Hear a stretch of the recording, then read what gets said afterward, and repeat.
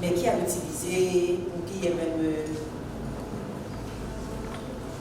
même les restes. Très souvent, les gens ont le sentiment que il y a des choses qui manquent, et à raison. Mais maintenant, il faut comprendre pourquoi est-ce que ces choses-là ne sont pas là.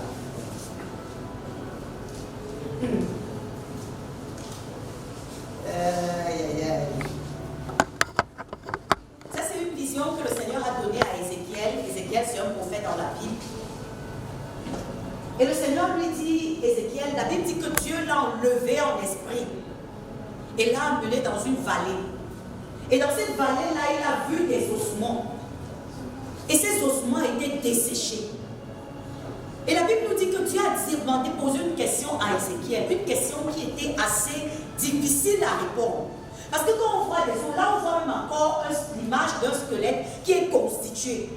Mais tel que la Bible décrit dans Ézéchiel 37, la Bible nous dit que le bras était d'un côté, le crâne était d'un côté, le dos était d'un côté, les os étaient éparses. Ces os-là étaient éparses. Et le Seigneur a posé une question à Ézéchiel. Il a dit, est-ce que ces os-là peuvent revivre? Ça semblait tellement invraisemblable. Parce que si on vous demandait, par exemple, voici un squelette.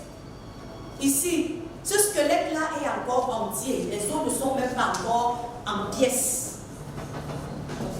Mais est-ce que quelqu'un pourrait honnêtement, dans cette salle, croire que ce squelette peut retrouver la vie? Monsieur, on ne fait pas ça. Déjà, c'est sans âge.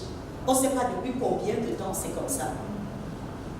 Et que quelqu'un te mette devant un tel. Mais là, la situation dans laquelle Ézéchiel était, c'était pire encore que ça.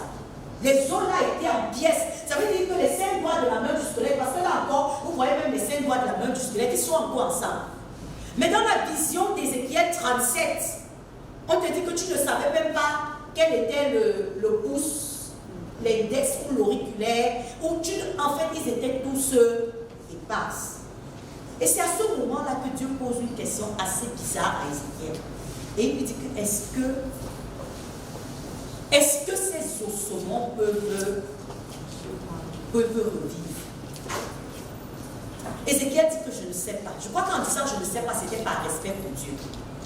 Parce que certainement dans sa tête, c'était impossible, vous comprenez un peu. Mais comme il savait quand même que Luc 1:37 dit que rien n'est impossible à Dieu, et que c'était quand même le Créateur qui lui parlait, il ne pouvait pas se tenir devant lui, lui dire clairement que ça ne peut pas revivre. Mais le gars a dit poliment que je ne sais, mais nous tous on comprend ce que le je ne sais pas signifie. C'était pour dire que vraiment l'équation là, l'équation que tu veux résoudre là, non, toi-même tu sais à quoi ça peut ressembler. Il y a beaucoup de situations qui sont comme ça, qui ressemblent à ça. Il y a beaucoup de situations qui ressemblent à ça. Ils disent, voici, et qu'est-ce qu'il dit? Il dit, nos os sont desséchés, notre espérance est détruite. Notre espérance, ça veut dire que nous n'avons plus de raison d'espérer. Il dit, nous sommes perdus.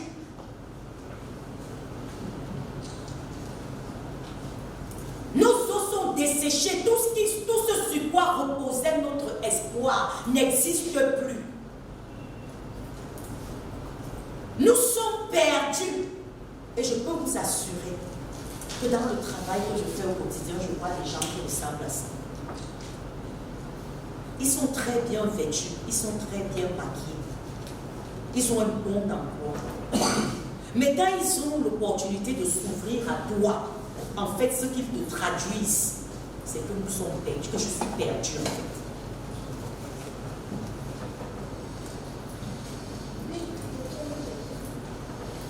Il y a des gens qui, quand ils rentrent en eux-mêmes, vous savez, parce que nous sommes, l'homme vit dans le monde de l'apparence. Ça veut dire que même quand ça ne va pas, il est question de donner l'impression que ça va. On doit tout faire en dessous pour que les gens aient l'impression que ça marche. Mais il y a des situations de la vie qui mettent les gens dans cet état. ils se disent en fait la solution peut me venir d'où? Dieu ne marche pas. Les hommes ne marchent pas.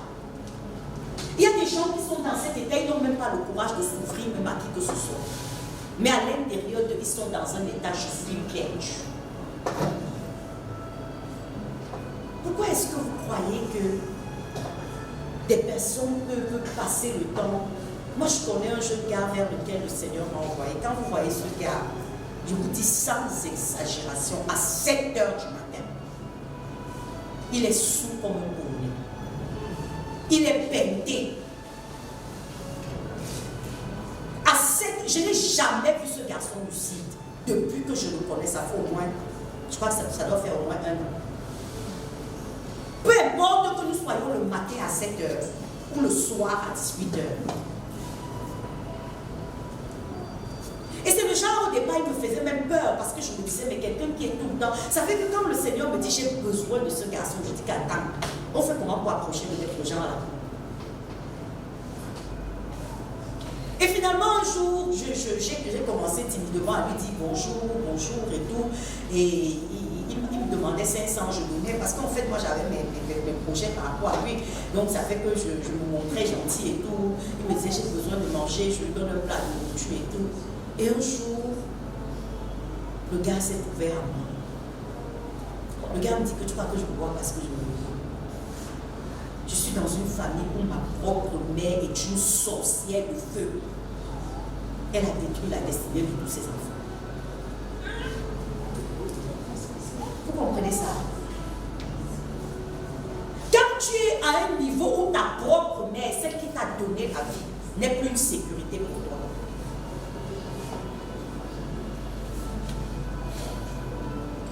Des gens sont dans cet état. Ils sont perdus. Ils sont perdus. Peut-être que toi, ta situation est un peu reluisante. Ou quand tu regardes, tu as quand même l'espoir quelque part. Mais je veux que tu prennes conscience cet après-midi qu'il y a des gens qui sont dans cet état. Et que peut-être c'est même toi que tu as destiné pour les faire sortir de cet état. Est-ce qu'on se comprend? Que peut-être c'est toi-même que tu es la personne parce que comme Dieu m'a dit qu'il comptait sur moi pour ce garçon par exemple. Ça veut dire que quand toi-même tu aurais un cliché de ta vie où tu as un peu d'espoir, il faut que tu saches que peut-être Dieu compte sur toi pour sortir quelqu'un comme ça de sa situation.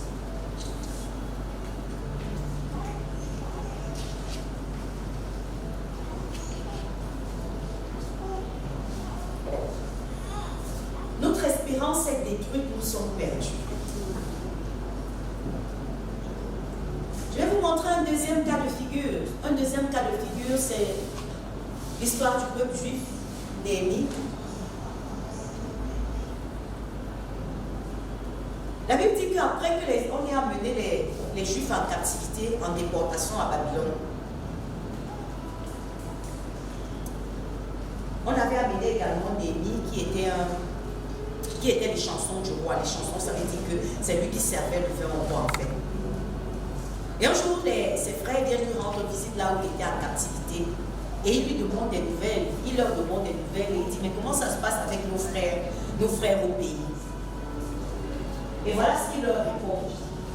Il leur dit, ceux qui sont restés de la captivité sont là dans la province au comble du malheur et de l'opprobre. Les murailles de Jérusalem sont en ruine et ses portes sont consumées par le feu. Au comble du malheur.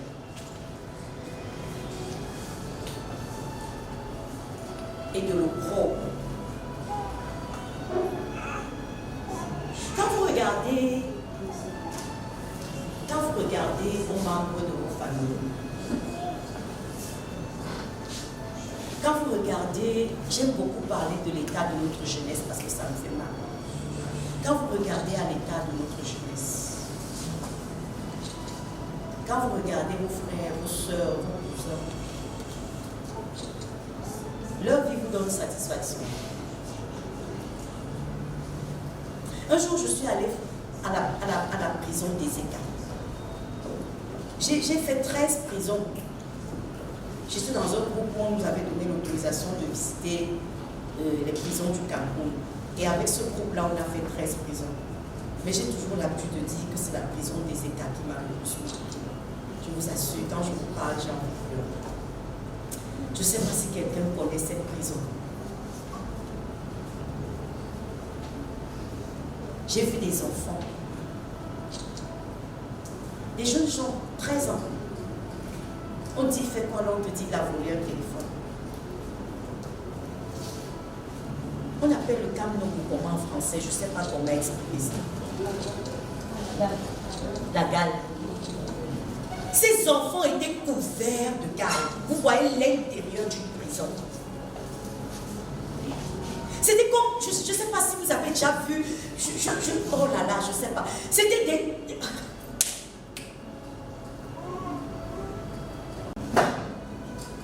Quand tu penses que ce sont des Camerounais comme moi, ce sont des frères, ce sont des enfants, quel avenir pour ces personnes?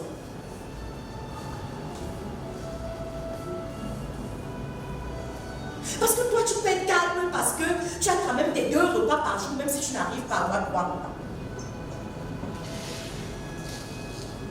Mais ces enfants, qui vont en prendre soin, comme on dit le gouverneur, Paul Biya. Quand j'ai fait toutes les prisons, mais le souvenir de cette prison me fait toujours froid dans le dos. Parce que je me dis, comment est-ce que des êtres humains comme moi, Seigneur, peuvent vivre dans de telles conditions? Et je me dis, c'est mon pays. Et je me dis, c'est mon pays. Ça veut dire que, Seigneur, tu m'as créé incapable de faire quoi que ce soit.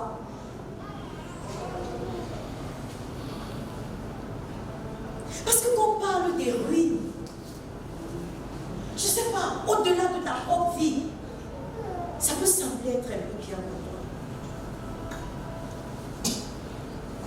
Mais quand on va dans des quartiers comme Vokada, que j'ai connu un peu, le dimanche matin, on avait souvent des conférences là-bas. On faisait des conférences là-bas le dimanche matin, on commençait le matin à 8 h.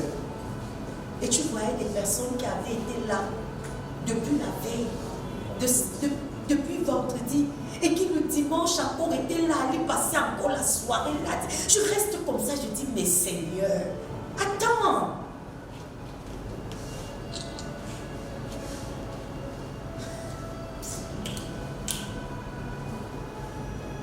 Ma prière, c'est que Dieu nous aide à prendre conscience de notre responsabilité. Parce que quand je parle de rebâtir sur d'anciennes ruines, je voudrais vraiment que vous compreniez que nous sommes dans une nation où beaucoup de choses sont en train. Peut-être que pour certains, vous connaissez un peu la vérité, vous connaissez la lumière, Jésus est bon pour vous, comme les chrétiens ont l'habitude de dire, restez dans les 4 coins de leurs églises, ils chantent. Mais en fait, est-ce que c'est vraiment ça que Dieu nous a appelés? À quoi peut servir la lumière si la lumière ne peut pas éclairer les ténèbres? À quoi peut servir la lumière si la lumière ne peut pas éclairer les ténèbres? J'ai souvent l'habitude de poser la question, ta lumière éclaire qui? Si jamais tu portes la lumière, ta lumière éclaire qui? Je veux que nous nous posions cette question cet après-midi et que ce soit un vrai défi dans nos cœurs. Est-ce Dieu le problème?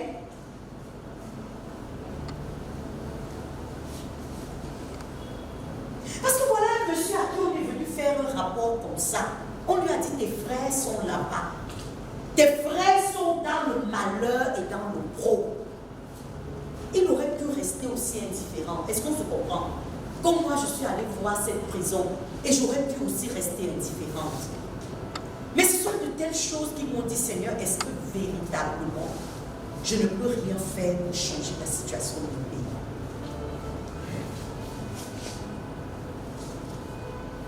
Il aurait pu se dire, non, mais attends, j'ai ma petite tranquillité ici. J'ai la faveur du roi. J'ai une petite famille. J'ai ci, j'ai ça. Mais la Bible dit que non. On aura l'occasion de voir la suite. Il a dit, je ne peux pas jouir de mes 3 repas quotidiens, je ne peux pas jouir de la santé et rester indifférent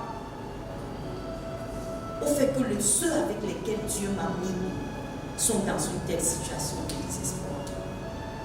C'est vrai, nous sommes dans un monde de plus en plus égoïste. On a un langage, on dit une place. Vous savez, à une certaine époque, on avait même dans les familles, on voyait même les cousins, les ceci, et tout. En fait, on pouvait voir même dans une maison que non, c'est l'enfant de mon oncle, c'est l'enfant, mais aujourd'hui, c'est de plus en plus rare. Vous allez convenir de cela avec moi. C'est plus comme à l'époque. On a des cousins germains, des cousins germains, ça veut dire des cousins directs. Les enfants peut-être de 2 sœurs qui peuvent faire même 1 an sans se parler, qui sont dans les pires querelles, simplement pour vous dire que le monde est vraiment dur. Le monde est dur.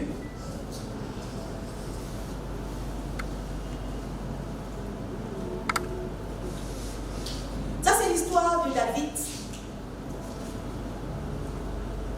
On nous dit que David est sorti pour aller faire une excursion avec ses hommes.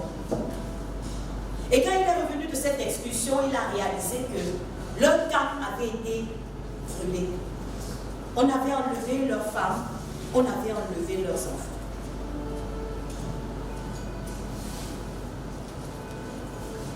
Et on nous fait comprendre que David, les hommes, vous savez que David c'était un vaillant guerrier. Et tous ces hommes, c'était des hommes de guerre.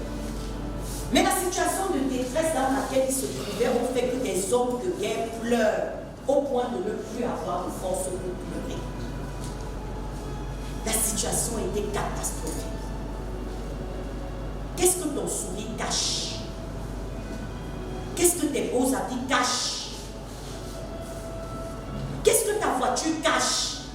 Qu'est-ce que ton toit cache?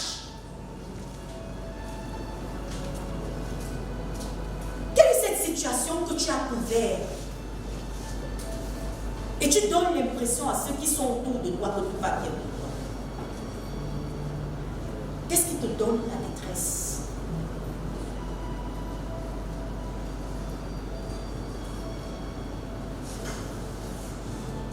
Qu'est-ce qu'on fait penser que tu rumines quand tu es seul? Et donc tu ne peux même pas en parler. Quel est ce péché que tu as du mal à vaincre? Quelle est cette situation qui t'enlève le sourire?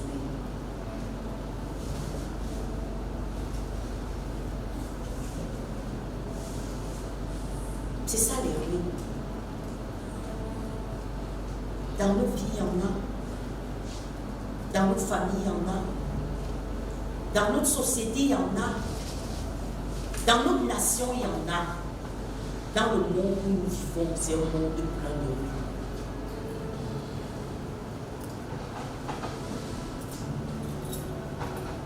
Et c'est pour ça justement qu'on voit les gens se battre à trouver des solutions par eux-mêmes. Les gens fabriquent des solutions. On est dans un monde où on a l'impression que tant que tu n'es pas corrompu, tant que tu n'es pas compromis, tant que tu ne passes pas à côté des règles, tu ne peux pas t'en sortir. Parce que ta vie est pleine de ruines et la société semble ne rien t'offrir. Et l'église semble ne rien t'offrir. Et le pasteur semble ne rien t'offrir. Tu es comme laissé à toi-même. Et tu te bats pour en sortir. Certains se disent qu'à force de boire. C'est ma soeur qui avait l'habitude de dire, et quand tes soucis vont apprendre à nager. Oui, parce qu'à un moment, les soucis apprennent à nager. L'alcool ne t'apporte plus aucun réconfort.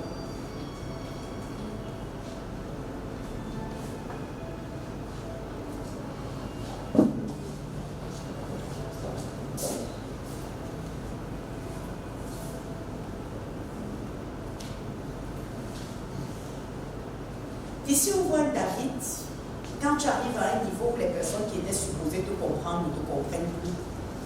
Parce qu'on dit que ses propres hommes parlaient de le lapider. Tous étaient contre lui.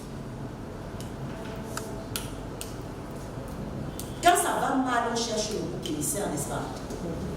On cherche le coupable. Et ici, le coupable, c'était le boss. On ne voyait pas que le boss lui-même était victime de la situation. Mais il fallait que quelqu'un paye. C'est un peu comme aujourd'hui, nous sommes dans une société où tu vas entendre le nom de l'autre qui est à gauche, à droite. Vous croyez vraiment que le pauvre homme est responsable de mon problème, de vous à moi. Vous croyez vraiment que c'est lui ton problème. Mais quand tout va mal, peu importe là où ça va mal, on va te dire que Paul Biya avait sa clique, Paul Biya est monté, Paul Biya est descendu. En fait, on cherche, quand ça va mal, on cherche le commissaire. Il faut qu'on puisse indexer quelqu'un. Il faut que la faute puisse retomber sur quelqu'un.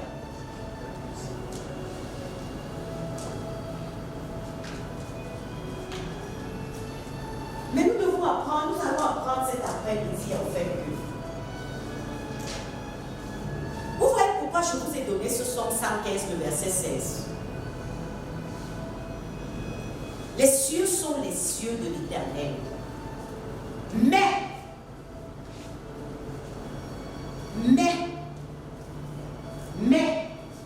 il a donné la terre aux habitants de la terre. Et la version 8 secondes dit, il a donné la terre au Fils de l'homme. Les cieux, en fait, ici, ce passage est en train de vous montrer que Dieu est le propriétaire de l'univers.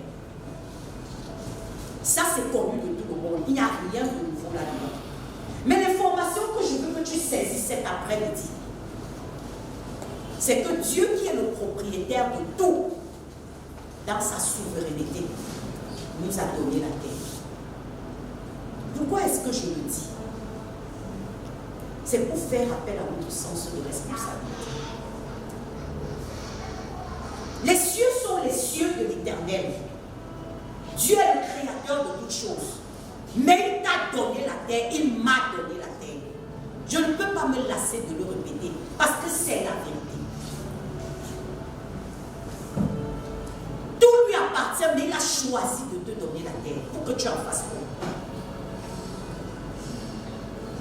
Parce qu'en fait, nous sommes dans un monde où les gens ne veulent plus assumer leurs responsabilités.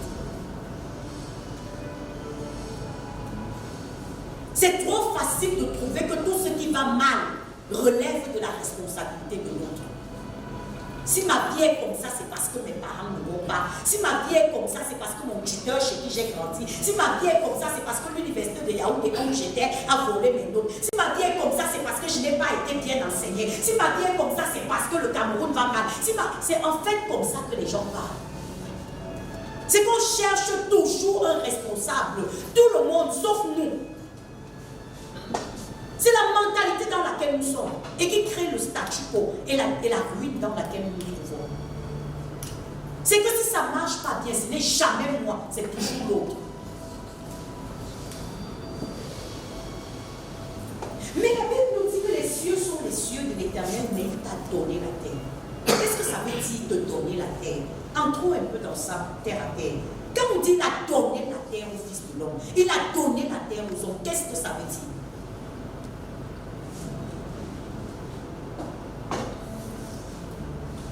Ça veut dire en fait qu'il nous a rendus responsables de ce qui se passe ici-bas. Dieu ne peut rien faire ici-bas sans l'intervention de l'homme. Je ne sais pas si vous le savez, mais c'est ça la vérité. Il t'a donné la terre. À toi, ça peut paraître prétentieux, non? Puisque tu es toujours dans une position de je ne peux rien, je ne fais rien, je n'ai pas de moyens, je n'ai rien. Donc vraiment, autant que me concentrer sur ma propre petite personne et faire ce que je peux faire à mon niveau. Mais voilà une vérité vraie. Les cieux sont les cieux de l'Éternel. Mais il t'a donné la terre pour que tu en fasses quoi? Pour que tu cherches à te marier, à avoir 2 petits-enfants, à avoir un petit travail et après à mourir. Parce que c'est à ça que se résume la vie des gens aujourd'hui. Les gens n'ont plus, je sais pas, les ambitions des gens sont tellement médiocres. Parce que c'est médiocre, pourquoi? Parce qu'en fait, on est dans, chacun ne pense qu'à un peu lui. Ou celui qui est trop généreux, peut-être mon frère, ma soeur, mon père, ma mère, mon oncle, ma tante. Voilà la vision de la vie que les gens ont. Un peu moi. Non, moi d'abord. Et après, un peu, si je peux aussi quand même de temps en temps faire un geste à ceux qui sont autour de nous. Et on est les porteurs de la lumière qui évolue dans le monde et qui éclaire tout autre. Mais on est autocentré, égoïste à soi. Individualiste comme il n'est pas permis. Je ne vous insulte pas. Je parle de la nature de l'homme que je suis. Et que tu es également.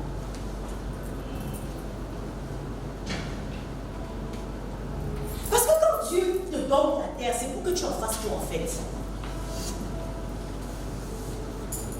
Les cieux sont les cieux de l'Éternel, mais il t'a donné la terre. C'est pour que tu en fasses quoi? Je veux que tu te poses des questions pendant que nous avançons. Parce que ça, ce ne sont pas mes commentaires, ça c'est la parole de Dieu. Si seulement tu crois que la parole de Dieu est la vérité.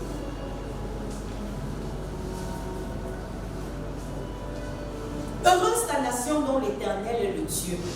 Heureux le peuple qu'il choisit pour son héritage. Ça veut dire en fait que tout le bonheur que nous recherchons et auquel nous aspirons ne se trouve nulle part ailleurs qu'en Dieu.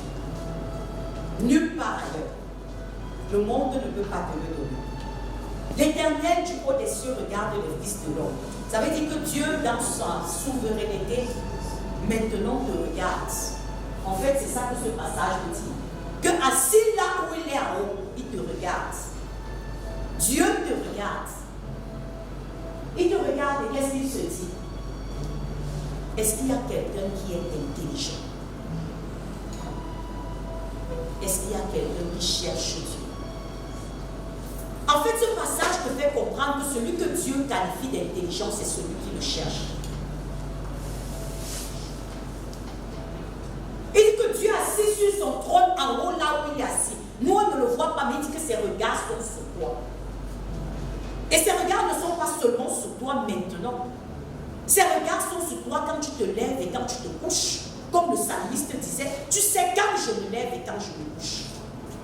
Parce que le nombre de mes jours sont comptés au-devant de toi. Tu sais quand je m'endors. La moindre de mes pensées, tu connais. Hébreux 4:13 nous dit que aucune créature, tout est mis à nu et à découvert. Nulle créature n'est cachée devant sa face. Tout est mis à nu et à découvert devant celui à qui tu vas rendre compte un jour. Un jour, le Seigneur me montrait un registre noir, parlant d'un homme avec lequel je travaillais. Et il me disait qu'il y a cet homme que toutes ses actions, je les connais. Est-ce qu'il t'arrive souvent de réaliser que toutes tes actions, Dieu les connaît? J'ai même commencé au niveau des actions. Est-ce qu'il t'arrive souvent de réfléchir au fait que toutes tes pensées, Dieu les connaît? Et qu'elles sont enregistrées dans un registre? Parce que le Seigneur me disait, dis à ce monsieur que ce qu'il fait que personne ne connaît. C'est à quoi il pense que personne ne connaît. Parce que naturellement, l'homme est toujours soucieux de ce que l'autre peut penser de lui. Ça fait que ce que personne ne connaît, là, qui est dans sa tête et que Dieu seul connaît, il ne s'en soucie pas beaucoup. Alors que c'est surtout de ça qu'il faut se soucier. Il ne s'en soucie pas beaucoup. Mais c'est surtout de ça qu'il faut se soucier. Si quelqu'un est intelligent, s'il cherche Dieu, est-ce que Dieu peut te juger d'intelligent? Avec sa définition de l'intelligence, pas la définition que le monde donne. Parce que dans le monde, lorsque tu parles bien français, tu es intelligent. Lorsque tu sais manier l'outil informatique, tu es intelligent. Lorsque tu as un master, tu es intelligent. Lorsque tu as un doctorat, tu es intelligent. Lorsque tu as une agrégation, tu es intelligent. Lorsque tu es ministre, tu es intelligent. Lorsque tu as une position sociale, tu es intelligent. Lorsque tu sais bien manipuler les autres pour pouvoir te positionner ou avoir un peu d'argent, le monde dit que tu es intelligent. Mais voilà la définition de l'intelligence de Dieu. Est-ce que cet après-midi, Dieu peut te juger d'intelligence?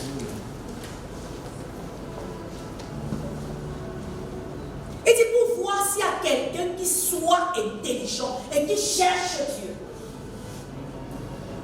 Moi, j'ai regardé la définition de chercher dans le dictionnaire. Et le dictionnaire me dit que chercher veut dire se donner de la peine. Chercher veut dire faire des efforts. Parce que si maintenant je dis par exemple que je cherche mon téléphone, automatiquement je ne vais pas rester là où je suis. Non. Je vais me mouvoir dans cette salle.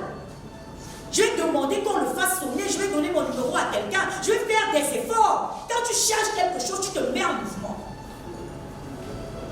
Alors quels sont les efforts que toi tu fais pour chercher Dieu?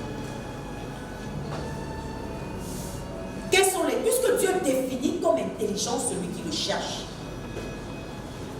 Et je te pose la question, est-ce qu'aujourd'hui, pendant que tu es en train de réfléchir à ce que je dis, est-ce que Dieu peut te taxer d'intelligent? Qu'est-ce que tu cherches? L'argent, la position.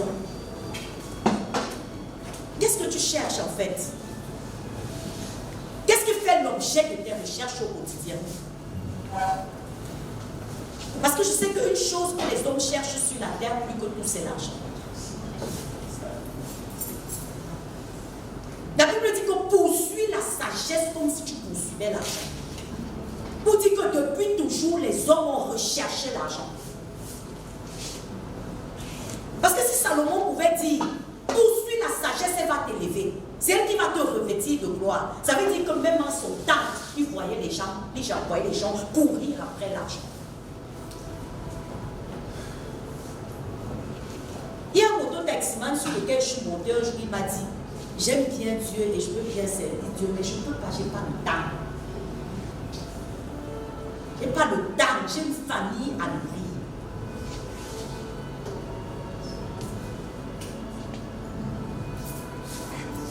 Et beaucoup de gens sont comme ça. Ils peuvent travailler 15 heures par jour. Parce que la vie est pleine de défis. Et ils n'ont même pas le temps de s'arrêter pour demander à Dieu, Père, qu'est-ce que tu penses de ce rythme que j'ai donné à ma vie? Parce que tout à l'heure, je parlais de responsabilité. Beaucoup de gens vont te dire, je n'ai pas le choix. Je n'ai pas le choix. La vie m'impose ça, je n'ai pas le choix. Mais on a toujours le choix. Est-ce que tu sais que Dieu se soucie de ce que tu mets sur la table pour donner à tes enfants? Parce que souvent on se comporte comme si Dieu était un Dieu responsable qui nous a envoyés sur cette terre et qui nous a abandonnés. Et qui a dit, va te chercher là-bas. Parce que quand tu vois les gens parler de leur travail et de la façon dont ils doivent travailler pour vivre, on a surtout l'impression que Dieu est un père irresponsable. Il t'a envoyé, il t'a dit, fais comme tu peux. Bats-toi autant que tu peux. Parce que moi, j'ai déjà fait ma part en te créant, le reste me concerne. C'est l'impression qu'on a, nous. Quand nous voyons comment est-ce qu'au quotidien, nous labourons pour pouvoir avoir une certaine position. On a surtout le sentiment que Dieu est responsable. Mais c'est faux. Dieu est loin d'être responsable. La folie de Dieu est plus sage que les hommes. Oh là là. La folie de Dieu est plus sage que les hommes. Qui peut comprendre ça? La folie de Dieu est plus sage que les hommes. Parce que la Bible oppose la sagesse de Dieu à la sagesse du monde. La sagesse de Dieu à la sagesse du monde. Parce que tout à l'heure, on va voir comment est-ce que nous pouvons rebâtir sur les ruines de notre vie, sur les ruines de notre nation, sur les ruines de tel secteur. Mais maintenant, il faut comprendre les principes.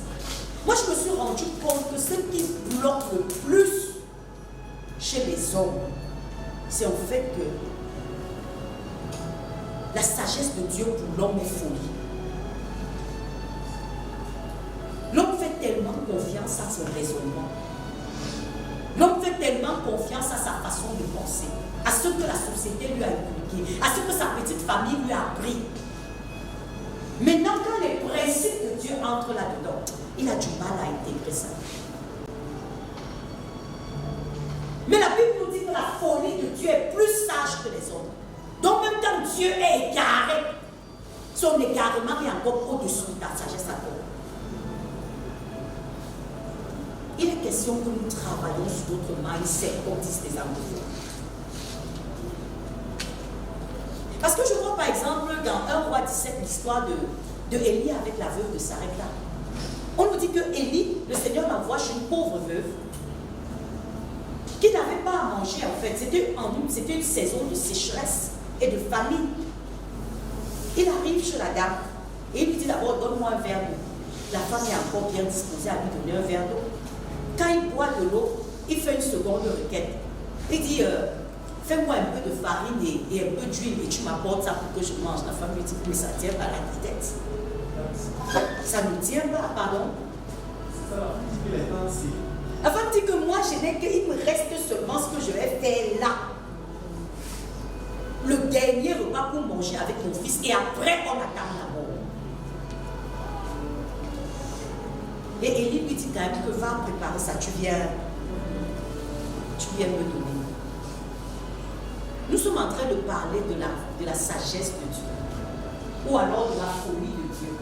Parce qu'en fait, quand on dit folie, vous comprenez que c'est une figure de style en fait. On veut parler de la sagesse de Dieu. Nous sommes en train de parler de la sagesse de Dieu. Parce que je me suis rendu compte que ce qui amène le plus souvent les gens à rater, c'est qu'ils attendent que Dieu vienne dans leur canevas et dans leur rôle. Mais ça ne sera jamais le cas. Parce qu'il a fallu que cette femme mette de côté son raisonnement, mette de côté ses pensées, mette de côté la logique pour aller faire le dernier repas qu'elle devait manger avec son fils et donner à elle. Mais ce n'est qu'à ce moment-là qu'elle a vu Dieu à l'œuvre. Vous savez ce qui empêche beaucoup d'entre nous de voir Dieu à l'œuvre? C'est que nous attendons à ce que Dieu vienne avec les canevas que nous connaissons. Écoutez, Dieu va toujours venir dans un sac poubelle. Je ne sais pas si quelqu'un m'a compris. Dieu va toujours venir dans un sac poubelle. Ça veut dire sur une forme que ta logique ne peut pas comprendre, ne peut pas intégrer. Et si tu veux voir Dieu dans ce que ta logique peut intégrer, tu vas passer à côté de ta vie. Comme les hommes passent à côté de leur destinée chaque jour. Dieu va toujours venir dans un emballage que toi, tu ne connais pas. Je me souviens d'un homme de Dieu, le prophète Sabou. Il dit qu'un jour, il avait un jour anniversaire à lui. C'était le jour de son anniversaire. Et alors le Seigneur Jésus est venu vers lui. Et le Seigneur Jésus est venu vers lui avec un écran. Un écran dans lequel, en fait, c'est une petite boîte à bijoux là dans laquelle on met souvent les bijoux. Et le Seigneur Jésus lui a dit, je t'ai apporté un cadeau d'anniversaire.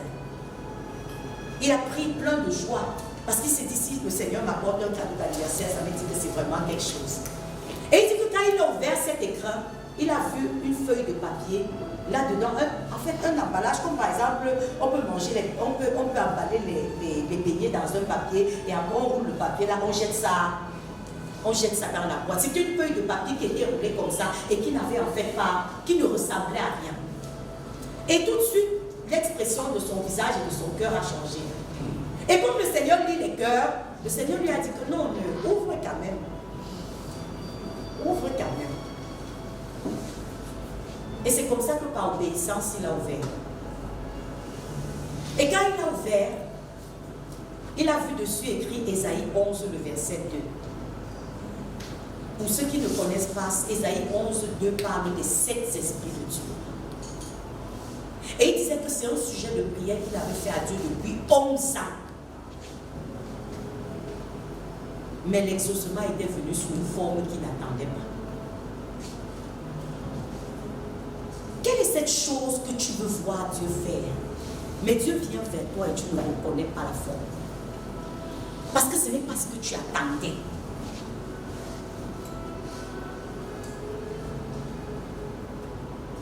Parce que très souvent, c'est comme ça que les hommes passent à côté de leur destinée. Il y a des choses après lesquelles on soupire. On voudrait vraiment Dieu voir. On a prié même pendant des années. Mais la forme n'est pas celle que ton intelligence a intégrée. La forme n'est pas celle que la société t'a apprise. La forme, on t'a dit que pour être une grande personne, il faut que tu travailles à Orange, que tu travailles à la Banque mondiale, que tu travailles aux Nations Unies, que tu travailles. Et quand Dieu te dit qu'emprunte le bois-ci, pour toi ça ne passe pas. Tu ne comprends pas comment tu peux réussir en empruntant ce bois-là. Et tu te dis, ce n'est certainement pas Dieu.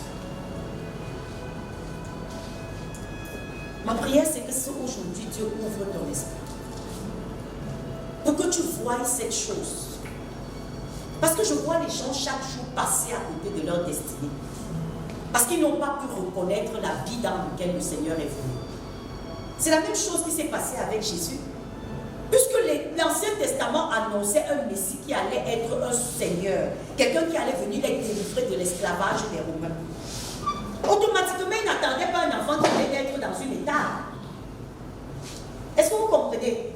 Jusqu'aujourd'hui, la plupart des Juifs sont encore dans l'aveuglement. Ils attendent toujours le Messie à venir. On leur avait dit que le Messie allait venir vous délivrer de la main de vos oppresseurs. Le Messie allait venir vous sortir de l'esclavage. Le Messie allait venir vous sortir de la captivité. Le Messie allait venir vous sortir de la pauvreté dans laquelle vous êtes. Mais n'imaginez pas ce Messie sous la peau d'un pauvre charpentier qui n'avait jamais étudié. Ils ont eu du mal à intégrer que ça peut être le Messie qu'on leur avait promis des siècles et des siècles avant. Et jusqu'aujourd'hui, ils ont du mal à l'intégrer. Quel est ce Messie que toi tu attends et qui est là depuis et que tu n'arrives pas à identifier?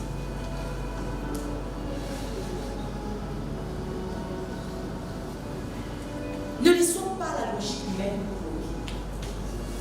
Car la folie de Dieu est plus sage que les hommes et la faiblesse de Dieu est plus forte que les hommes.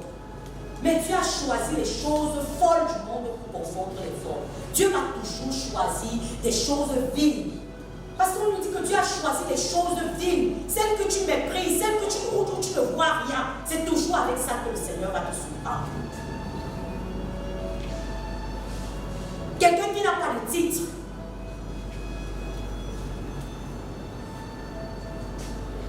Mais c'est là où Dieu vient. Et ma prière, c'est vraiment que Dieu t'accorde la grâce. Alors nous parlons de rebâtir sur de nouvelles fondations. Nous parlons de rebâtir sur l'ancienne ruine. On va voir quelques principes majeurs pour établir une fondation nouvelle. Puisque maintenant nous avons convenu en fait qu'il y a des ruines sur lesquelles il faut rebâtir. Dieu est disposé à rebâtir sur l'ancienne ruine. Mais quels sont les principes qui amènent à cela?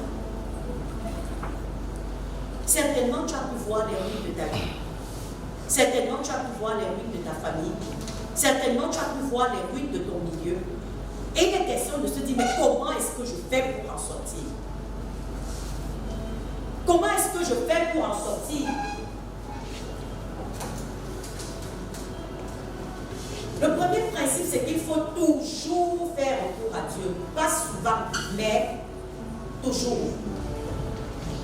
Toujours faire recours à Dieu. C'est pour ça qu'on a parlé tout à l'heure de la sagesse de l'homme. Du fait que la sagesse de l'homme est limitée. Ta sagesse est limitée.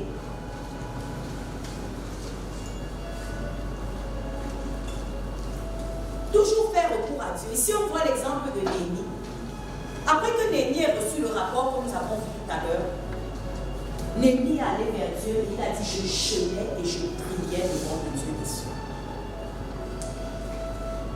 Comment toi tu résous tes problèmes? Quand tu as des problèmes, comment est-ce que tu résous tes problèmes? Est-ce que c'est que tu commences à passer les coups de fil à des personnes influentes que tu sais pouvoir t'aider quand il y a un problème qui survient? Pose-toi la question, quand tu as un problème dans ta vie, quel est le premier recours que tu as? Quelle est la première personne vers laquelle tu te tournes? À quoi est-ce que tu penses d'abord? Parce que généralement, même ceux qui disent connaître Dieu, il est d'abord conscient de ce que je suis mort parce que je n'ai rien dans ma bouche. Je n'ai pas d'argent. Je vais faire comment? Quand l'enfant tombe malade, par exemple, nous sommes le 20 du mois. Et on sait comment le 20, souvent la vie est... Tu penses d'abord à la personne qui peut te trouver quelque chose, s'il te plaît, tu peux d'abord me trouver 15 000 là, pardon. l'enfant a commencé à chauffer dans la nuit. C'est ça, non? Parce que tu es convaincu que ce n'est que le médicament de l'hôpital qui peut faire quelque chose pour ton problème. Tu ne penses même pas à dire au Seigneur que Père, la situation de cet enfant me surprend, mais toi ça ne te surprend pas. Seigneur, qu'est-ce que je fais? Néhémie, face à cet état de désolation, la Bible nous dit que Néhémie a jeûné et il a prié. Il a fait recours à l'Éternel. Le roi, il s'est tenu devant le roi, il est allé vers le roi. Après qu'il ait jeûné, il a prié, le roi lui a donné une inspiration. Le Seigneur lui a donné une inspiration d'aller demander de l'aide au roi. Et il est allé devant le roi, et le roi lui dit, mais attends, tu n'as pas l'habitude d'être comme ça, tu as un visage triste, qu'est-ce qui ne va pas? Et qu'est-ce qu'il a fait? Devant le roi, ça veut dire que Néhémie se tient devant le roi comme moi je suis en train de vous parler. Mais qu'est-ce qu'il a fait? Instantanément, il dit, je priais le Dieu des cieux. Comme une situation peut survenir ici maintenant.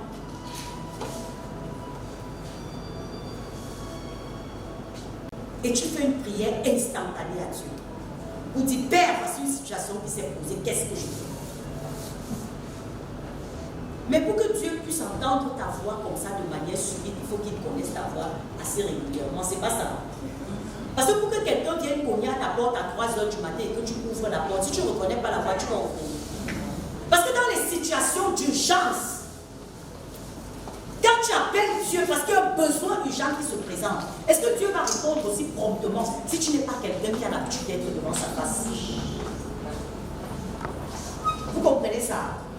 Parce que je ne sais pas si vous voyez cette situation. On dit qu'il était devant le roi, comme tu peux te tenir par exemple devant Goliath, que tu as rencontré. Et tu ne t'attendais pas parce qu'il s'attendait parce que le roi lui demande, mais pourquoi tu as un mauvais visage? Mais le roi a posé la question instantanément. Pourquoi tu as un mauvais visage? Et il a dit, ok, voici la situation. Et le roi lui dit, qu'est-ce que je peux faire pour toi? Il n'a pas parlé par lui-même. Il n'a pas parlé par lui-même. Mais il a dit, je priais le Dieu des cieux et je répondis. Ça veut dire qu'aussitôt il avait prié que l'Éternel avait... Est-ce que vous voyez ça? Action? Action et action. Mais pourquoi? Pourquoi est-ce qu'il pouvait avoir action-réaction? Parce que Dieu connaissait sa foi. Vous comprenez ça? La Bible dit que Dieu ne fait exception de personne. Une façon de dire que Dieu ne fait pas de combiner. Mais Dieu connaissait la voix de Néhémie. Dieu a reconnu la voix de Néhémie. Il a su que ce gars a pris du temps dans ma présence pour jeûner, pour prier par rapport à ce problème. Alors maintenant que c'est la solution, c'est le moment de la solution. Je ne peux pas le laisser. Je dois dire quelque chose. Est-ce que Dieu connaît ta foi? Est-ce que Dieu connaît ta foi? Et remarquons qu'ici, Néhémie ne priait pas pour lui. Parce que souvent, même quand Dieu connaît nos voix, c'est quand nous amenons nos propres problèmes. Est-ce qu'on se comprend? Parce que c'est important de relever que Néhémie ne priait pas pour lui. Néhémie avait une situation confortable. Il était à l'abri du besoin. Mais il a porté le fardeau de son peuple. Il a prié et il a jeûné. Il était prêt à quitter son propre confort pour aller aider ses frères dans la détresse. Mais toi, est-ce que Dieu connaît ta foi? Quel est ce problème que tu portes devant Dieu et qui ne te concerne pas directement? Parce que Dieu connaît ta voix pour ton travail. Dieu connaît ta voix pour ta position à l'église. Dieu connaît ta voix pour ton concert où tu vas chanter pour qu'on te voie. Dieu connaît ta voix quand tu vas rendre le mystère pour qu'on te voie. Est-ce que Dieu connaît ta voix pour des causes où tu n'as pas de bénéfice direct? Est-ce que Dieu connaît ta voix pour des causes où tu n'as pas un intérêt direct? C'est facile pour les chrétiens de jeûner pendant un mois quand c'est leur concert, quand c'est leur chorale qui va prester. Parce qu'ils vont aller faire le show.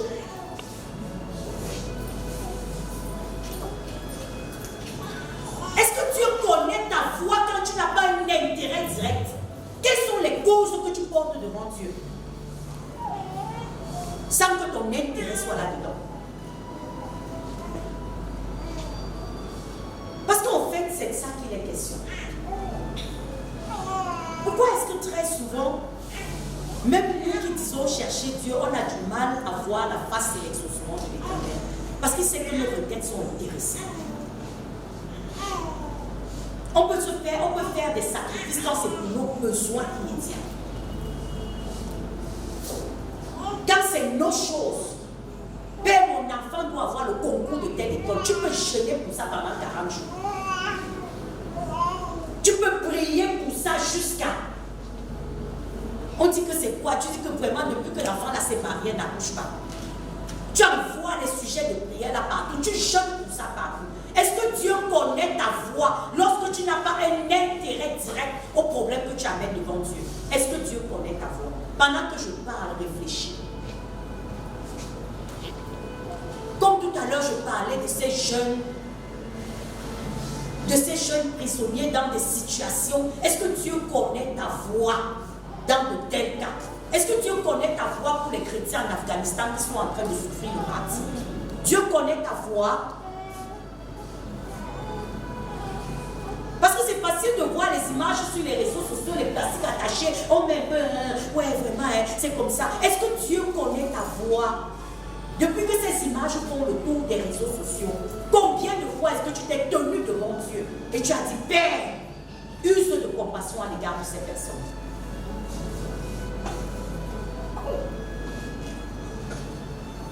Est-ce que Dieu connaît ta voix pour notre jeunesse? Je ne dis pas pour ton enfant, je dis pour notre jeunesse. Parce qu'aujourd'hui, on est dans un contexte où Dieu ne connaît ta voix que lorsque tu demandes ton visa.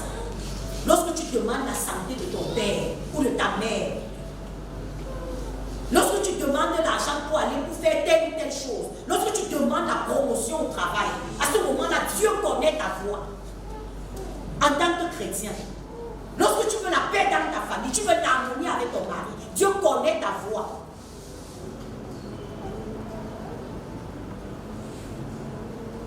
Est-ce que Dieu connaît ta voix pour les multitudes de ces personnes qui sont dans ta famille qui ne sont pas sauvées?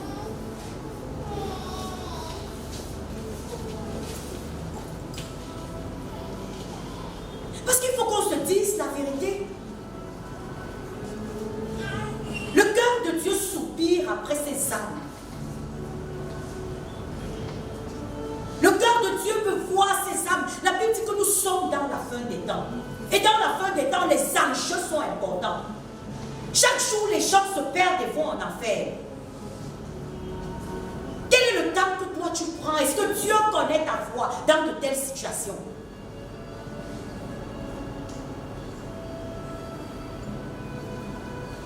Parce que c'est le cas de Néhémie.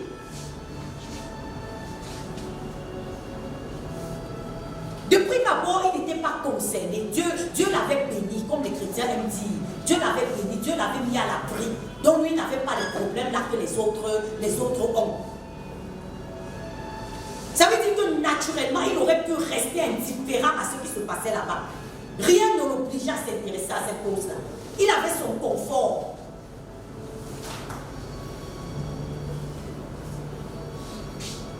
Quels sont les problèmes pour lesquels Dieu connaît ta vie? La Bible dit qu'on ne se moque pas de Dieu. Parce que beaucoup aujourd'hui parlent de... en fait, quand tu vois les... Ma prière, c'est que Dieu nous éclaire et qu'il nous donne de changer.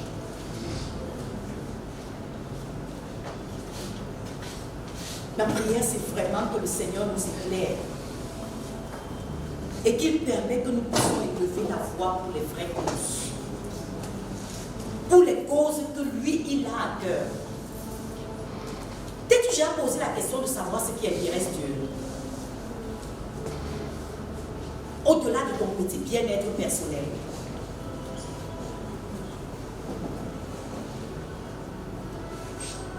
Hein?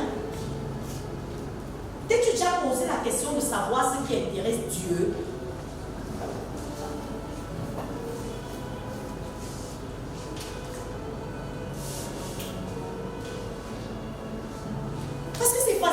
dis, ok, je prie, je jeûne et tout. Mais tu pries et tu jeûnes quoi? C'est ça la vraie question. Qu'est-ce qui fait l'objet de tes prières et de tes jeûnes? C'est que Seigneur, je suis déjà vieille, il faut que je me marie. C'est que Seigneur, ça fait 4 ans que je suis sortie de l'école, je n'ai pas encore de travail.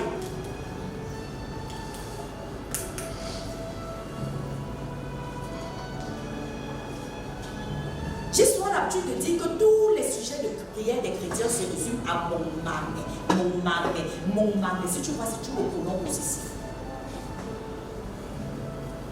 Mon père, ma mère, mon oncle, mon frère, mon enfant, mon mari, ma mère. Ma prière, c'est que Dieu t'éclaire et que tu changes. On se comprend. Ma prière, c'est vraiment que Dieu t'éclaire et que tu changes. Parce que pendant que nous sommes en train de voir comment rebâtir sur l'ancienne ruine, il faut que nous comprenions. Nous sommes en train d'aller quelque part. Tu as dénoté certainement les ruines de ta vie et nous sommes en train de dire la solution vient comment? La solution vient, en s'intéressant aux problèmes de Dieu. Et pas à tes problèmes. En s'intéressant aux problèmes de Dieu. Et nous savons tous quel est le battement du cœur de Dieu. Nous le savons. Dieu a des problèmes. Si vous ne le saviez pas, permettez-moi de vous dire que Dieu a des vrais problèmes. Dieu a des problèmes. Quelqu'un ici ne savait pas que Dieu a des problèmes.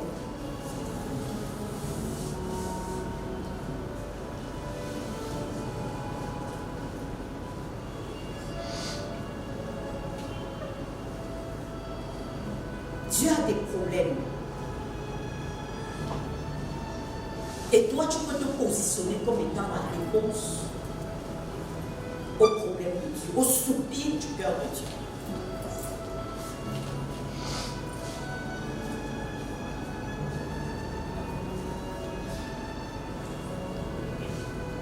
Reconnaître et confesser ses péchés, c'est ce que Néhémie a fait. Néhémie n'a pas regardé à lui, mais il s'est identifié au problème de son peuple. Il a dit, Seigneur, nous avons péché contre toi. Seigneur, nous t'avons offensé. La Bible dit qu'il s'est humilié devant Dieu. Est-ce que tu as l'humilité de reconnaître tes transgressions devant Dieu? La Bible dit que celui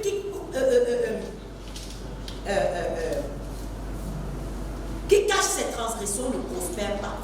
Si tu caches ton péché, tu ne vas pas prospérer.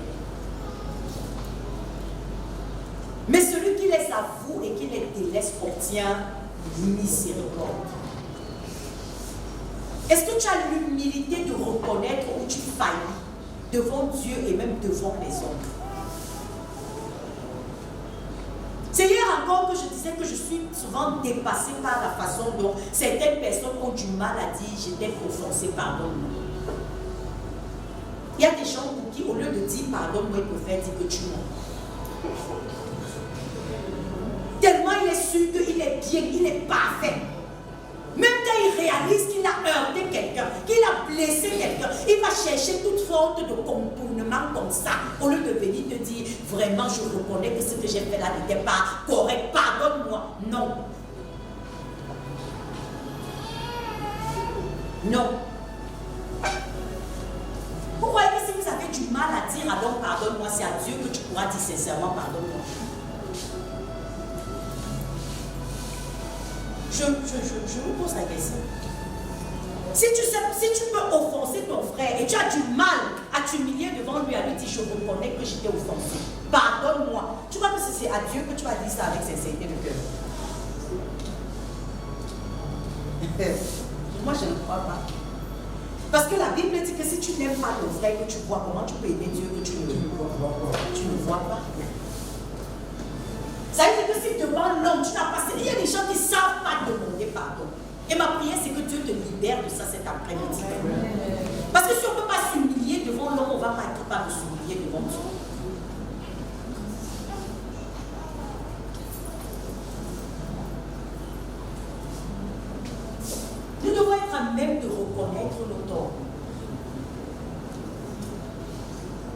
dire à ton conjoint, j'ai fait ceci, j'ai mal fait, pardonne-moi. De pouvoir dire à ton enfant, il y a certains parents qui n'imaginent même pas qu'ils puissent demander pardon à leur enfant. Mais pourtant la Bible dit que parents n'héritez pas vos enfants. Ça veut dire que si tu réalises par mégarde que tu as hérité ton enfant, alors puisque tu es en lui demandant pardon, tu es en train de l'éduquer. C'est pas ça. Hein? Tu es en train de lui montrer ce qu'il y a lieu de faire. Quand tu peux dire à ton enfant que vraiment je t'assure, je t'ai grondé à tort. Parce que souvent le parent vient, il commence à crier sur l'enfant et par derrière il réalise même que la raison pour laquelle j'ai grondé l'enfant, ce n'était même pas. C'est même pas lui qui avait commis le tort. Mais comme c'est un enfant. Tu dis que non, dis non, pas comprendre. Mais il faut savoir que c'est également une leçon que tu es en train de lui donner. En amenant, parce qu'en t'humiliant devant l'enfant, l'enfant comprend que non, c'est la bonne façon de faire. Si maman peut le faire, si papa peut le faire, ça veut dire que c'est la bonne façon de faire. Moi-même, je peux le faire. Mais quand l'enfant va être rebelle et récalcitrant vis-à-vis de toi, tu vas dire qu'il a pris ça, alors que c'est chez toi qu'il a pris. Nous devons être des personnes qui sont promptes à reconnaître nos péchés. Néhémie a dit, car moi et la maison de mon père, nous avons péché contre toi. Nous t'avons offensé. Il faut être capable de dire à Dieu, Père, j'ai menti et je reconnais que je t'ai offensé en me comportant comme ça. Seigneur, j'ai eu une mauvaise pensée parce que souvent, même quand on confesse le péché, on ne pense pas à nos pensées. Dieu lit tes pensées. Dieu lit tes pensées. Et la première façon par laquelle tu offenses Dieu, c'est par tes pensées. Quelle est la qualité des pensées que tu nourris que personne ne voit? La Bible dit que Dieu sonde tes pensées. Aucune de tes pensées n'est cachée devant Dieu. Quand tu planifies le mal, Dieu le voit. La jalousie dans ton cœur, Dieu voit. Même si tu ne la manifestes pas. L'envie, Dieu voit. La rivalité dans ton cœur, Dieu voit encore. L'orgueil, Dieu voit. Même si tu ne manifestes pas, tu ne parles pas, Dieu voit. Et c'est une offense à Dieu. Est-ce que tu penses à confesser ces choses? On va quand même voir que je suis meilleur que lui. On va voir que, non, quand je vais arriver là aujourd'hui, on va savoir que ces choses-là, tu ne les dis à personne. Mais Dieu les voit. Est-ce que tu es conscient de ça? Nous devons prendre du temps pour aller devant Dieu et dire, Seigneur, cette pensée que je viens d'avoir vis-à-vis de tel, cette pensée d'orgueil, cette pensée de mépris, cette pensée de jalousie, cette pensée de haine, cette pensée de rivalité, Seigneur, je te demande pardon. Père, accorde-moi la grâce d'en sortir. Cette pensée de rancune, cette pensée de colère. Examinons un peu l'état de nos pensées et voyons de quoi sont remplies nos pensées au quotidien. Quelqu'un t'a fait quelque chose, la personne est même déjà passée là-dessus, tu passes le temps à ruminer la chose. Tu vois que devant Dieu ça se présente comment? Parce que le Seigneur demande de pardonner. Il y a des gens qui ont du mal à pardonner. Il y a des gens qui ont du mal à pardonner.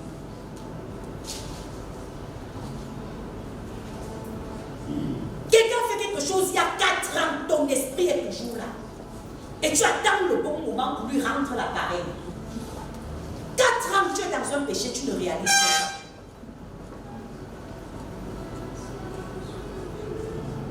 pas. Regardons l'état de nos pensées. Dieu lit tes pensées. Si tu ne pensais pas à ça, je te le dis aujourd'hui. Dieu lit tes pensées.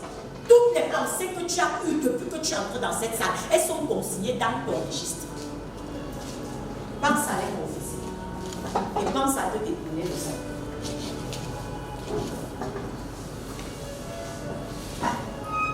Être conscient qu'il y aura toujours de l'adversité. On ne rebâtit pas, nous sommes en train de parler de rebâtir sur d'anciennes ruines. Quand tu te lèves pour mener une action, il faut que tu saches que tu vas trouver de l'opposition en face de toi. Les gens sont toujours toujours en train de prendre des prétextes. Je n'ai pas fait parce que c'était trop dur, c'était trop difficile. Non! Même Jésus, pour sauver le monde, a dû aller mourir à la croix. Même Jésus, pour sauver le monde, a dû aller mourir à la croix. C'était une œuvre pénible. C'était une œuvre humiliante. C'était une œuvre difficile.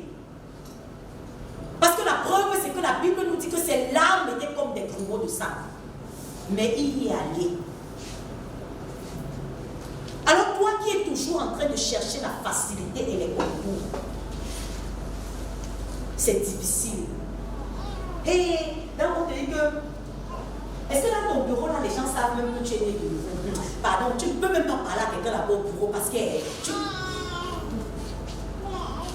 tu as peur de ce qu'ils vont dire de toi. Tu as peur de ce qu'ils vont penser de toi. Ta belle image va être salie. Ton image de sugar va être salie. On va dire que toi aussi, tu es bien dans les choses là.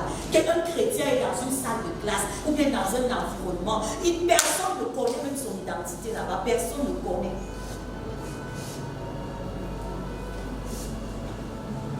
Est-ce que tu as déjà parlé à ta voisine, la femme là qui ne dit jamais bonjour à quelqu'un là? C'est toujours ça les excuses des chrétiens. Est-ce que tu as déjà, le gars là, tu ne peux même pas l'approcher avec les choses là.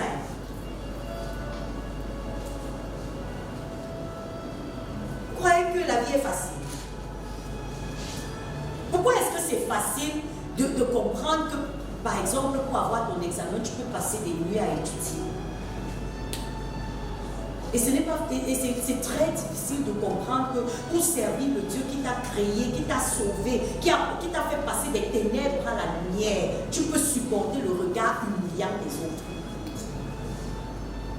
Il y a des gens qui vont faire 1 an, ils n'ont jamais parlé de Jésus à quelqu'un. Et ils sont chrétiens jusqu'à mourir.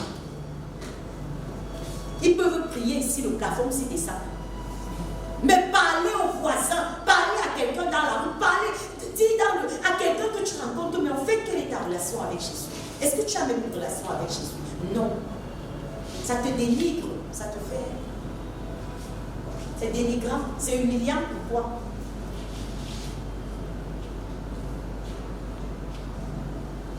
Voilà comment est-ce qu'on regardait Néhémie à cause de l'initiative qu'il a prise. Sanballat et Tobia, c'était des adversaires à ce travail de construction qu'il était venu faire. Et on dit qu'il vit avec grand déplaisir. Quand tu vas te lever pour obéir au Seigneur, il y aura toujours des gens autour de toi qui vont le voir avec un grand déplaisir. Parce que tu vas devoir abandonner des choses. Obéir au Seigneur veut dire que si tu as vu une petite amie, tu vas la laisser. Et elle va voir ça avec un grand déplaisir, elle va te saboter comme dire. Obéir au Seigneur veut dire que si tu donnais un peu l'argent de la fornication à ta mère, tu vas lui donner. Et elle va voir ça avec un très grand déplaisir.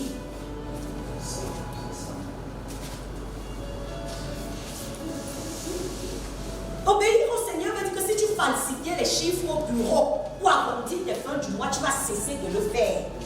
Et ta femme va voir avec un très grand déplaisir que tu ne ramènes plus un certain montant d'argent à la maison. Obéir au Seigneur veut dire que si tu tapais la boîte pour mettre ou pour mesurer la marchandise, tu vas arrêter de le faire. Et ton revenu va diminuer. Obéir au Seigneur coûte. C'est ça que les gens n'aiment pas entendre, mais c'est ça la vérité. Plaire à Dieu a un prix. Jésus a payé ce prix. Et nous sommes appelés à le payer aussi. Accepter Jésus a un prix. C'est-à-dire que les petits tournures que tu faisais pour arrondir, pour être sûr qu'à la fin de la journée, tu as même un petit 2000 là pour payer ton taxi. Tu vas dire que désormais, je ne suis plus là. Et tu vois que tes collègues avec qui tu faisais, c'est ils vont te voir d'un bon oeil. Jamais. Surtout le suite, tu deviens un danger pour eux. Ils vont croire que peut-être tu peux me les trahir au patron. Ils vont te mettre en quarantaine. Obéir au Seigneur veut dire que les petites femmes avec lesquelles tu faisais des réunions, tu vas leur dire que vraiment j'ai changé de gamme parce que la façon dont vous buvez les trois bières à la réunion là-bas et de boire plus ça, pardon. Et le bien plus là-bas, on va dire tu es aussi entré dans les choses de petit ça là. Ça a un prix en fait. Ça a un prix. toi tu es prête à payer. Parce que quand je parle, vous voyez vos vies, vous voyez toutes les petites compromissions dans lesquelles vous êtes. Vous voyez toutes les petites compromissions dans lesquelles vous êtes, que vous essayez de justifier par tous les moyens. En disant c'est normal à mon âge, je suis jeune, comme ça, comme ça, comme ça. Quel est ce prix que tu refuses de payer? Est-ce que tu es conscient que c'est au prix de ton âme que tu acceptes de vivre dans la compromission? Est-ce que tu es conscient que c'est au prix de ton âme? Est-ce que tu es conscient que ces millimètres dans lesquels tu es pour te coûter ton âme?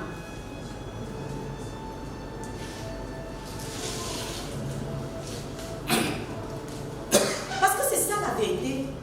Si je ne dis pas ça, je ne vous dis pas la vérité. Je vous assure et je vous aurais perdu du temps inutilement. Je dis toujours que personne ne peut perdre du temps dans ma présence. Je me rassure que j'entretiens bien les gens que j'invite. Il faut que quand tu vas arriver devant le tribunal de Dieu, parce qu'Apocalypse nous dit que je vis le Seigneur assis sur un trône et les livres furent ouverts. Un jour ton livre sera ouvert et dans le livre là cet après-midi sera marqué là-dedans. Et le Seigneur va te demander, ok, le dimanche 10 octobre 2021, on t'avait invité à une conférence ou bien même tu y étais allé par hasard. Qu'est-ce que tu avais écouté là-bas? Et quelle est la décision que tu avais prise pour ta vie? Quelle est la direction que tu avais choisi de donner à ta vie après ça? Parce que je vous disais tout à l'heure que Dieu m'avait dit, va dire au monsieur là, qu'il n'y a aucune de ses actions qui n'est pas écrite dans son registre. Ça veut dire que si c'est écrit pour le monsieur là, c'est écrit pour moi aussi. Et c'est écrit pour toi. On se comprend? Voilà. Donc il faut que vous sachiez ça. Que les livres vont être ouverts.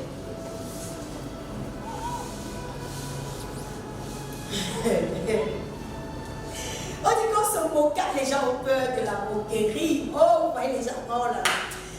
Je dis toujours que la colonisation française nous a fait beaucoup de mal. Je ne sais pas, c'est peut-être que ce que je vais dire, mais je trouve toujours, parce que quand on voit les personnes qui ont été, quand on voit les Africains qui ont été sous colonisation britannique, ils sont tellement plus humbles. Ils ont un esprit tellement... En fait, ils ont le vrai sens de la vie plus que les francophones. Pardonnez-moi de dire ça, mais c'est la vérité. Parce que la colonisation française nous a fait tellement de mal. Parce que les francophones sont orgueilleux pour rien. Remplis d'orgueil. Parce que quand tu vas voir quelqu'un, le fait seulement qu'il puisse subir les moqueries. Non, il ne peut pas accepter qu'on se moque de lui. Il ne peut pas, pour rien au monde. On nous a appris le paraître. Il faut qu'on paraisse, il faut qu'on soit à la mode, il faut qu'on soit un jeune de notre temps et de notre génération. On est dans la guerre de l'apparence.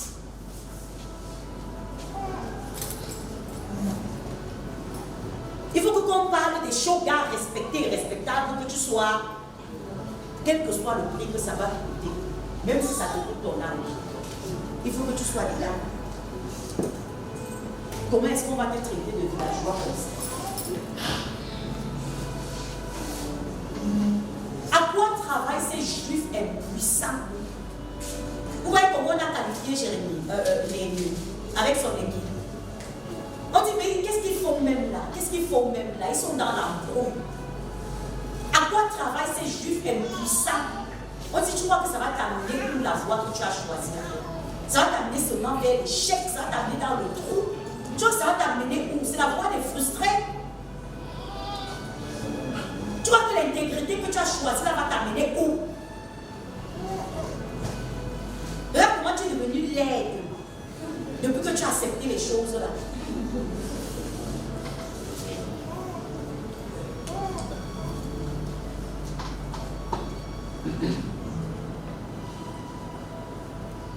On va te calomnier et vraiment te calomnier.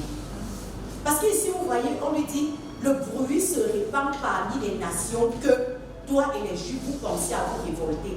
et que c'est dans ce but que tu vas rebâtir la muraille, que tu rebâtis la muraille. Tu vas dire ton devenir leur roi et tu as même établi des prophètes pour te proclamer roi à Jésus. Si ça parle de la calomnie, on va dire des choses que tu n'as même pas faites, simplement parce qu'on veut te décourager. Le bruit court que tu veux ouvrir ton église. Le bruit court que tu veux te révolter contre le pasteur de l'église. Parce que quand tu commences, tu te rends compte que, mais attends, j'ai un salon. Mais si je peux évangéliser, par exemple, les gens dans mon quartier et faire une cellule de prière chez moi à la maison, que je réunis peut-être 4-5 personnes chez moi à la maison pour qu'on travaille autour de la parole de Dieu une fois par semaine. On va dire à l'église que il a commencé sa part de ministère chez lui. Le frère là, il ne le voyait plus comme ça parce qu'il a déjà commencé son propre ministère. Écoutez, quand tu veux te lever pour faire une œuvre, tu vas passer par tout ça en fait. Et si tu n'as pas le courage d'accepter ça, si tu n'as pas le courage d'accepter le regard hauteur des gens, si tu n'as pas le regard d'accepter la calomnie, le courage d'accepter la calomnie, si tu n'as pas le courage d'accepter les moqueries, si tu n'as pas le courage d'accepter d'être différent, ce qui fait peur aux gens, c'est accepter d'être différent. Les gens ont peur d'être différents. Mais le monde appartient à ceux qui sont différents. Permettez-moi de vous le dire. Si tu veux calquer ta vie sur les clichés que les autres ont, tu vas produire les résultats minables que les autres ont. Les gens ont peur d'être différents.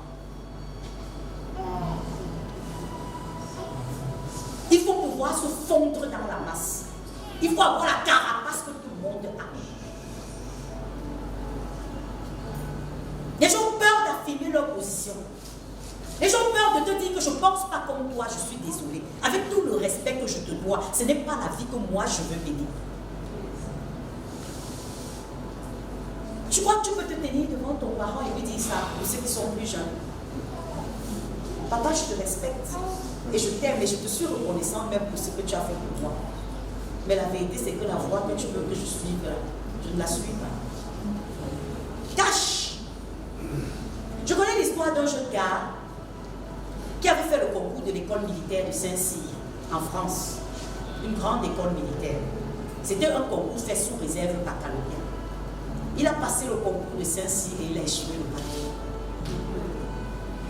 Et son père a dit, on va aller au Tchad fabriquer un bac parce que tu ne peux pas te permettre de louper une telle opportunité. Il a dit, je suis reconnaissant pour tout ce que tu as fait pour moi jusqu'à aujourd'hui, mais je n'irai pas.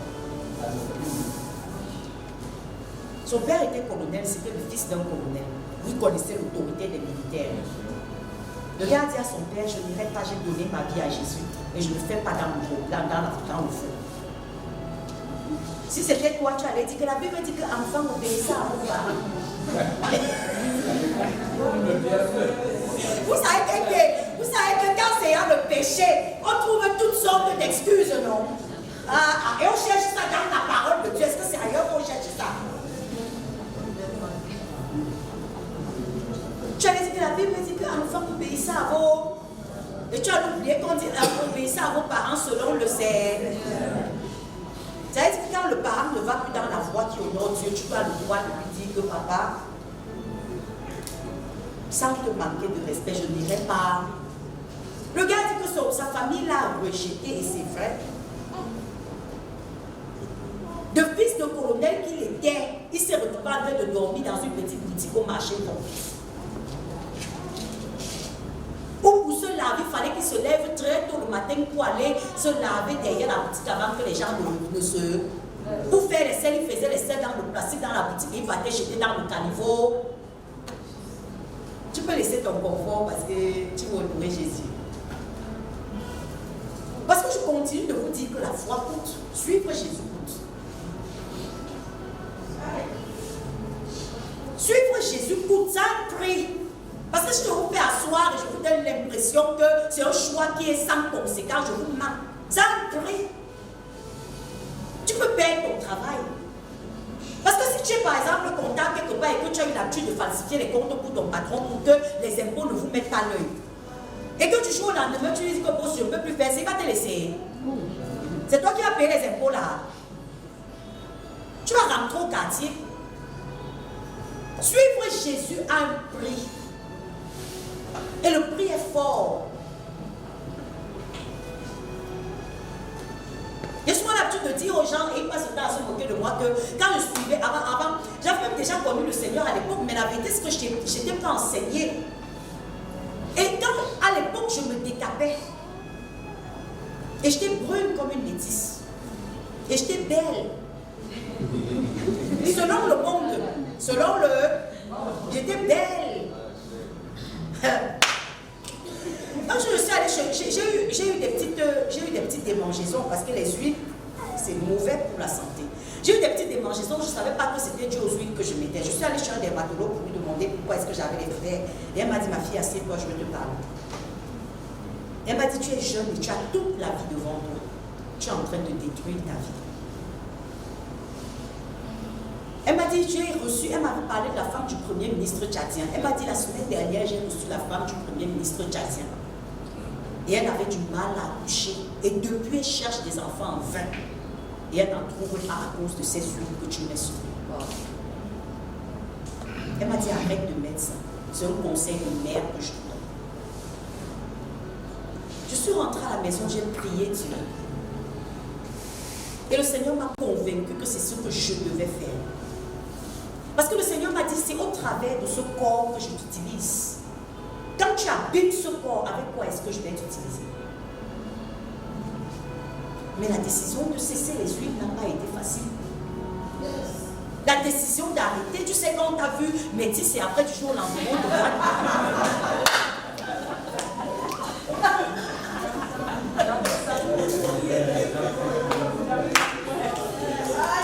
Non, écoutez, je vois que, attendez, il faut qu'on parle des cas concrets. On n'est pas simplement en train de prêcher, on parle de notre day-to-day life, c'est notre quotidien. Parce que, au sortir d'ici, tu pourras prendre certaines décisions pour ta vie. Il faut que tu saches que ça coûte. Ça coûte.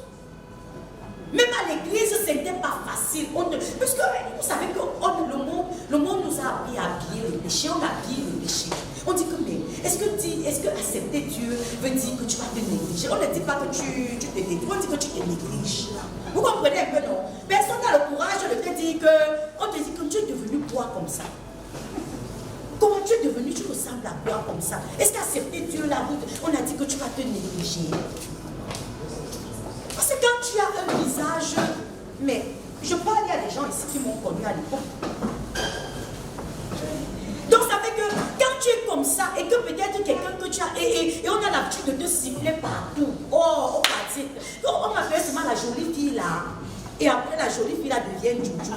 Bah, vous savez que quand tu laisses les huiles, les premiers jours c'est pas facile, les premiers mois, ta peau devient, toi tu confirmes que non, le péché n'est pas une bonne chose. Tu salues même quelqu'un, il ne te reconnaît pas, tu le salues, il dit, hey, c'est toi.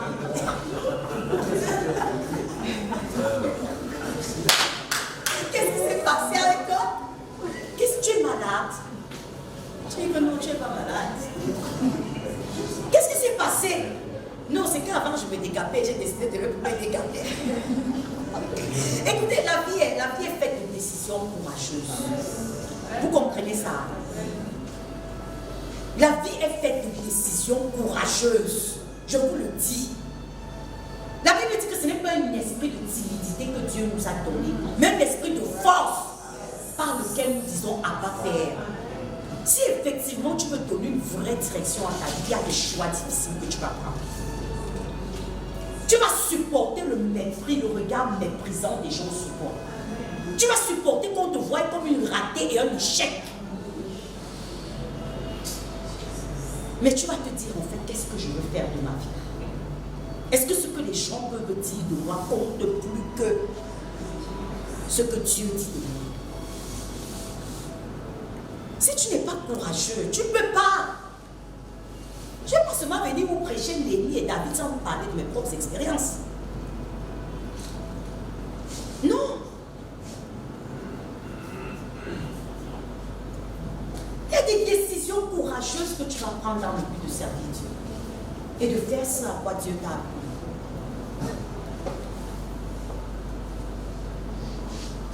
Parce qu'à certains moments, à ce moment-là, j'étais loin de m'imaginer que je pouvais être tenue devant les gens aujourd'hui comme ça en train de prêcher l'évangile. Mais je me dis souvent que vous savez que le décapage là fait souvent qu'à certains moments ici, tes doigts sont noirs. Tu passes le temps à frotter ça, mais ça laisse toujours les traces. Il me dit que mais ça souvent quand je vois ce que Chantal fait maintenant, je dis que mais c'est quel style d'évangile que j'allais venir prêcher, les gens allaient voir mes doigts à moitié noirs, à moitié.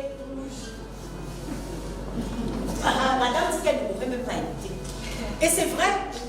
Et c'est vrai. Et c'est vrai. C'est pas seulement elle. Beaucoup allaient se dire, mais raconte quoi? Vous comprenez, non? Mais aujourd'hui, je bénis Dieu pour le choix. Est-ce que vous pouvez imaginer que je t'ai décapé?